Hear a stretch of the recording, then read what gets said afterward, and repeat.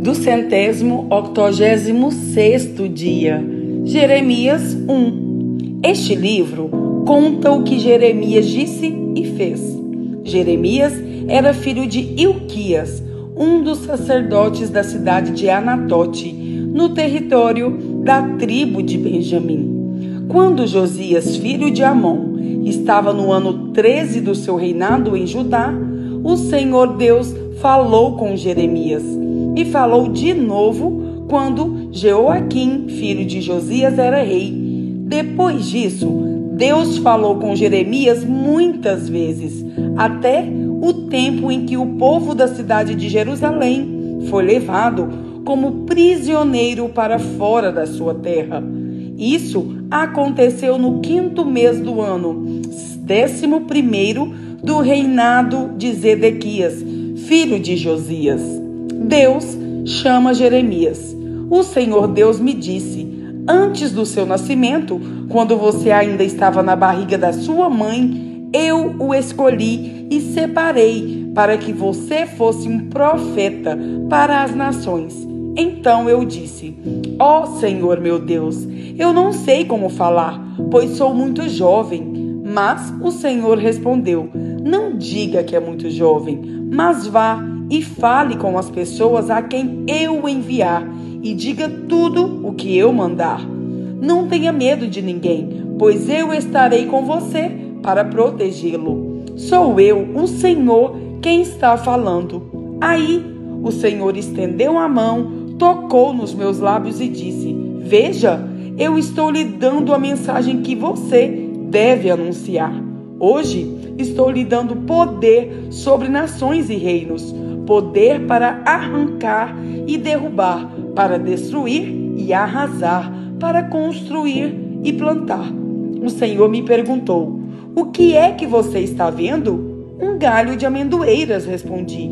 O Senhor me disse: você está certo, eu também estou vigiando para que as minhas palavras se cumpram. O Senhor falou comigo outra vez e perguntou: o que mais você está vendo? Eu respondi: estou vendo no norte uma panela fervendo e se derramando para o lado de cá. Então o Senhor disse: do norte virá a destruição, que se derramará em cima de todos os que vivem nesta terra. Eu vou chamar todas as nações do norte. Os reis dessas nações chegarão aqui e colocarão o seu trono na frente dos portões de Jerusalém, em volta das suas muralhas e também em volta das outras cidades de Judá. Vou castigar os seus moradores por causa da sua maldade. Eles me abandonaram, estão queimando incenso a outros deuses e adorando os ídolos que fizeram com as suas próprias mãos. Jeremias, prepare-se para ir. Vá dizer a eles tudo o que eu mandar. Não tenha medo deles agora, pois, do contrário, eu farei com que você fique com mais medo ainda quando estiver no meio deles. Escute, Jeremias, todas as pessoas desta terra, isto é, os reis de Judá, as autoridades, os sacerdotes e o povo, vão ficar contra você. Mas hoje eu estou lhe dando forças para poder enfrentar essa gente.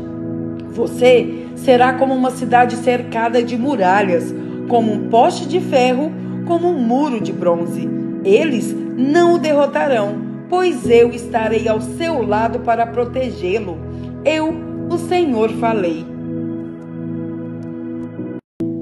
Jeremias 2. A fidelidade de Israel. O Senhor Deus me mandou entregar a todos os moradores de Jerusalém a seguinte mensagem: meu povo, eu lembro de quando você era jovem, como você era fiel e como me amava quando éramos recém-casados. Lembro como me seguiu pelo deserto, por uma terra onde não havia plantações. Povo de Israel, você era só meu, era sagrado como o trigo que é colhido primeiro e oferecido a mim. Eu castiguei todos os que fizeram você sofrer e fiz cair o mal sobre eles. Eu, o Senhor, estou falando. O pecado dos antepassados dos israelitas, descendentes de Jacó e famílias do povo de Israel. Escutem a mensagem de Deus, o Senhor. Ele diz: que defeitos seus antepassados acharam em mim para me abandonar? Adoraram ídolos inúteis e eles mesmos se tornaram inúteis.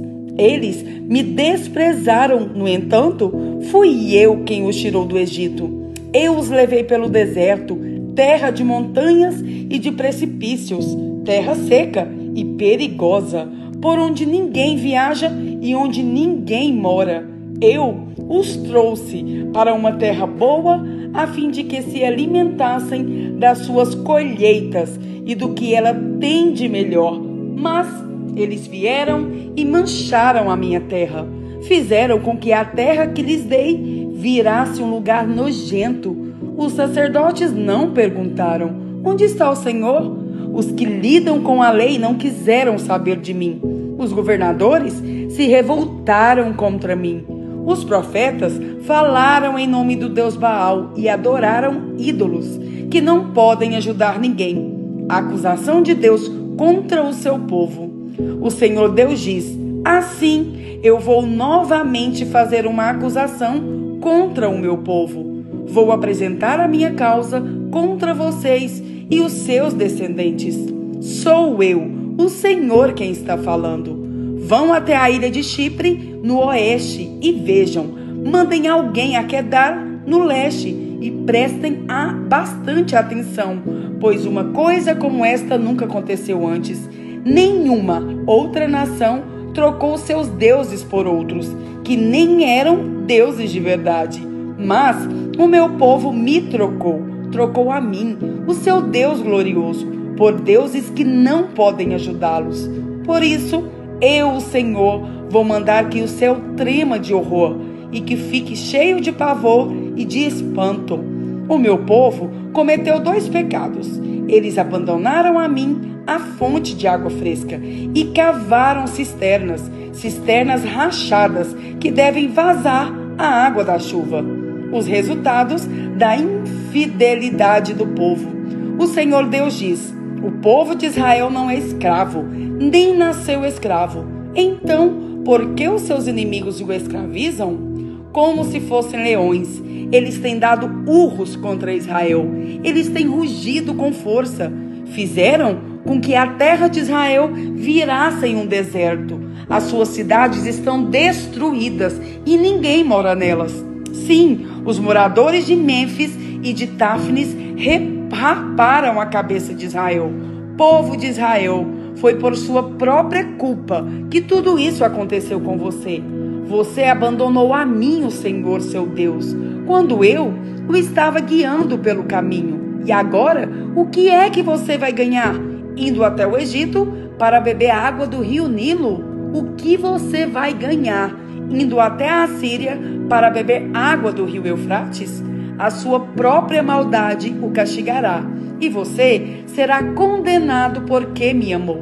Você vai aprender de uma vez como é ruim e amargo abandonar a mim, o Senhor seu Deus, e deixar de me temer. Eu, o Senhor, o Deus Todo-Poderoso, estou falando. O povo não quer adorar ao Senhor. O Senhor Deus diz: povo de Israel, faz muito tempo que você rejeitou a minha autoridade. Você não quis me obedecer nem me adorar. E em todos os montes altos e debaixo de todas as árvores sagradas, você praticava imoralidade na adoração aos deuses. Eu o plantei como uma parreira escolhida, uma muda da melhor qualidade.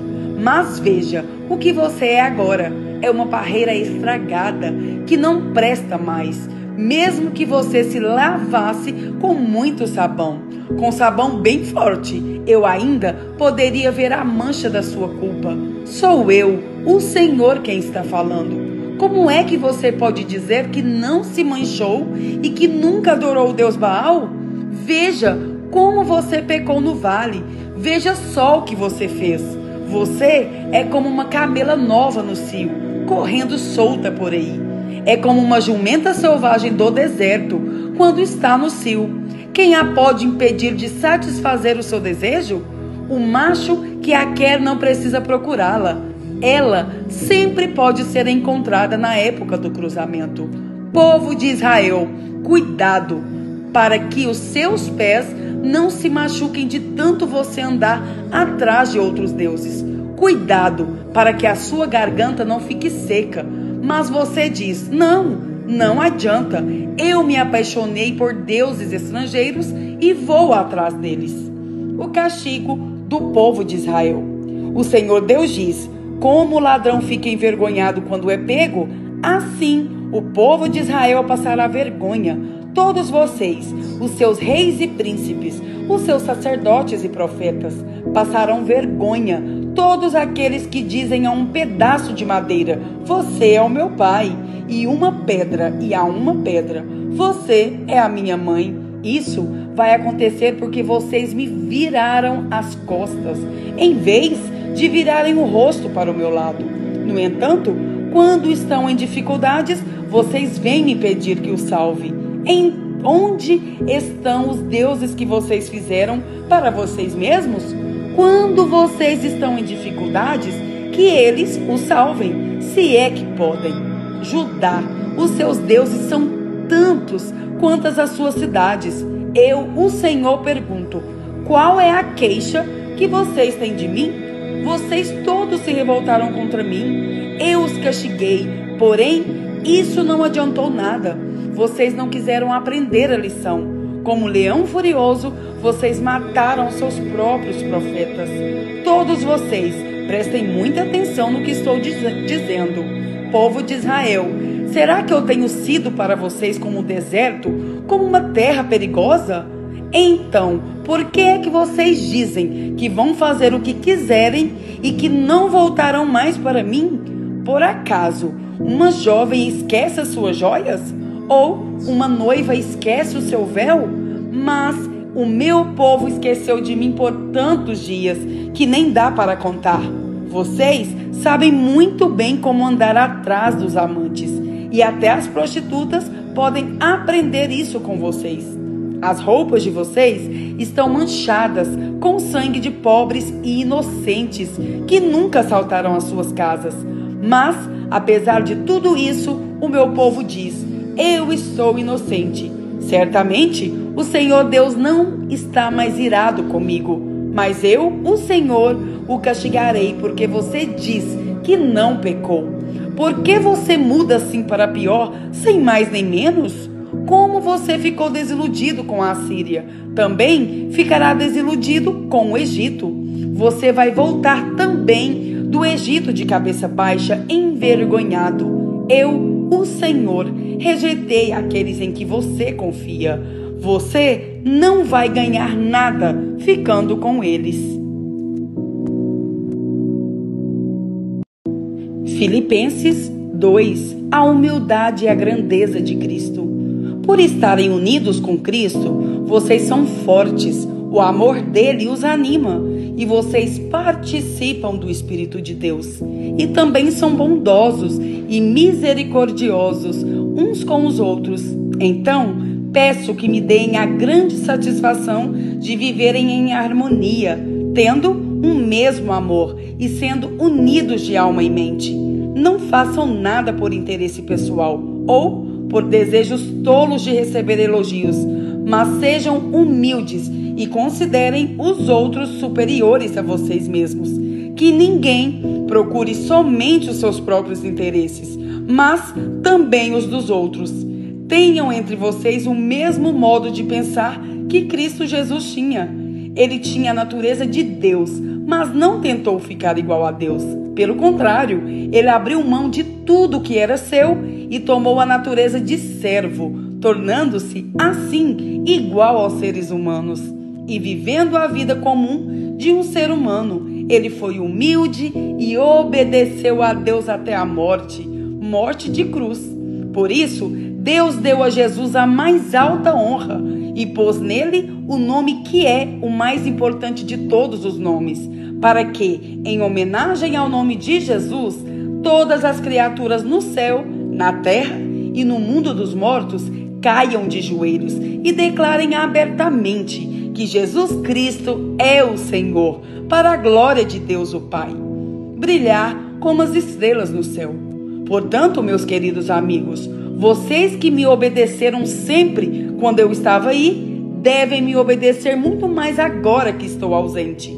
Continuem trabalhando com respeito e temor a Deus para completar a salvação de vocês, pois Deus está sempre agindo em vocês para que obedeçam à vontade dele, tanto no pensamento como nas ações.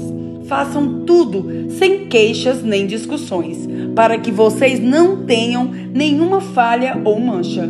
Sejam filhos de Deus, vivendo sem nenhuma culpa no meio de pessoas más, que não querem saber de Deus. No meio delas, vocês devem brilhar como as estrelas no céu, entregando a elas a mensagem da vida.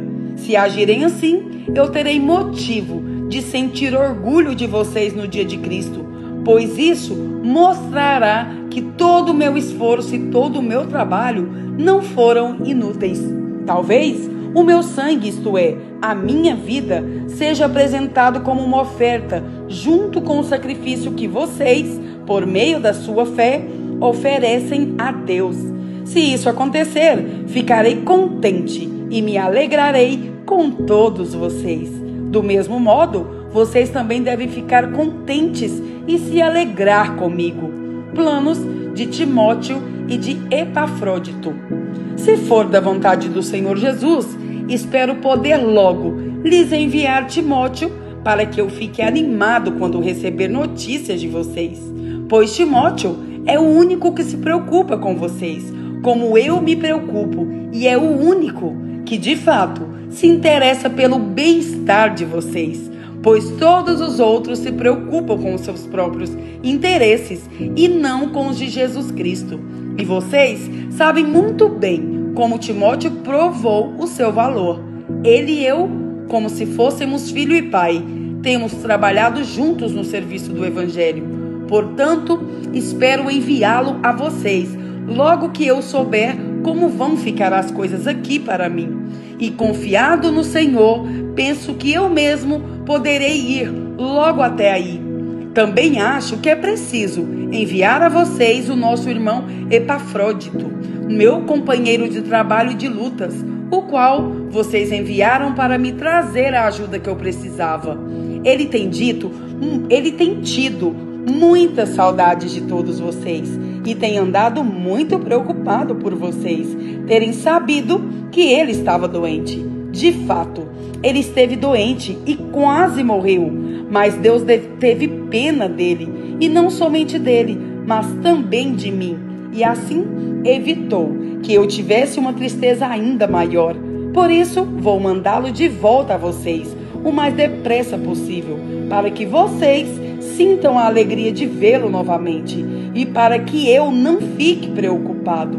Portanto, recebam Epafrodito com toda a alegria, como se recebe um irmão no Senhor.